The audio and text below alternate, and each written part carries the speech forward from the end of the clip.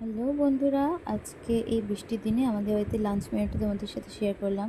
তো সবার প্রথমেই সাদা ভাত দেখতেই পাচ্ছ, আর সঙ্গে পেঁপে সেদ্ধ। এটা অনেকক্ষণ আগে করা হয়েছে ভাতটা, তাই জন্য গরম গরম ধোয়া উঠছে না।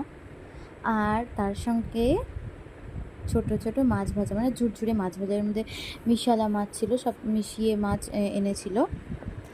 এই মাছ ভাজাটা কালকের জন্য করে রেখেছি। আর ছিল ওই মাছ দিয়েই মায়ের জন্য পেঁপে আলু দিয়ে পাতলা করে ঝোল, কারণ মায়ের একটু পেটের সমস্যা আছে, তাই জন্য মায়ের জন্য এরকম ঝোল বানিয়ে দিয়েছি। আর কি ছিল বলো তো, এই দেখো, আর ছিল কুঁজো চিংড়ির ঝাল।